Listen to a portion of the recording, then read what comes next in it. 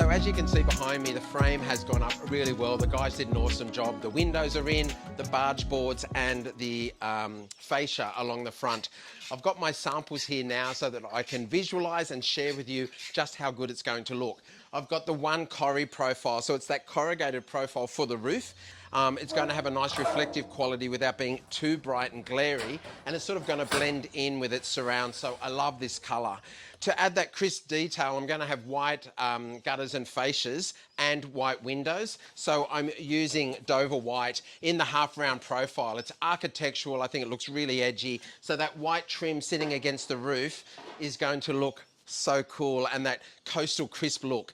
But the standout detail here is a brand new product that's being launched on the market. This is Xenoclad. Now this is creating that batten and board look that I've seen overseas and I'm desperate to have on my own home. And this is going to be placed vertically all the way around the house. You can see that batten and board look. So we've got that beautiful wide board profile like the valley, and then the hill is the batten. And that clips in to the next sheet, giving the profile like that. It's such beautiful vertical texture in the colour Deep Ocean. So you can see just how good the white is going to look against that beautiful indigo colour. It screams coastal, but it could work really well anywhere around the country actually, because Deep Ocean and the white just works so well for Australian landscape, beautifully with the green of our eucalypts. I can't wait to see this go up.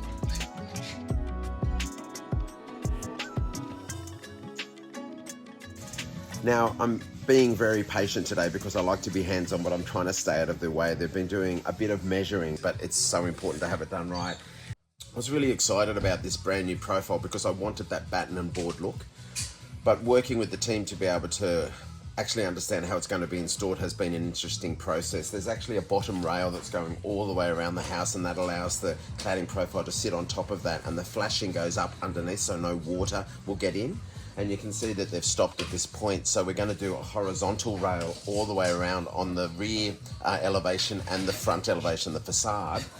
Because it's such a big run, I think just that little detail was going to be a nice point to elevate the look.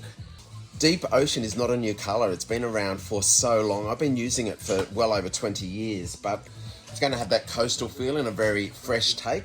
I've never actually used the metal on a vertical surface before. I've used it in garage doors, but not as a metal cladding, so it's a new process for me as well. In this particular profile, I'm getting a definite nod towards the coastal, with just a little bit of an influence from the mid-century modern style that I love so much. It's exciting seeing it coming together.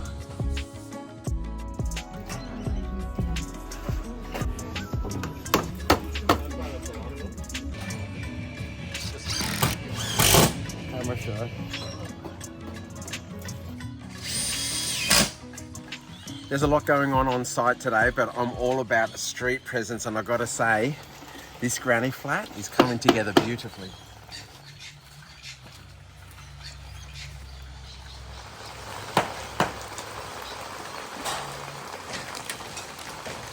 In true renovation fashion, the clouds have opened up and we've got a bit of rain on site, but it's not going to stop the boys behind me finishing with the cladding because they're used to working on commercial roofing jobs and being outside in the elements. Now it's looking pretty damn good, you've got to say. All of that texture now has really elevated the facade, and that beautiful batten and board profile is working perfectly for the coastal take on this granny flat.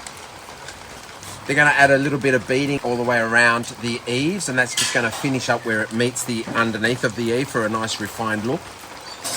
But from here, I could not be happier with how it's looking.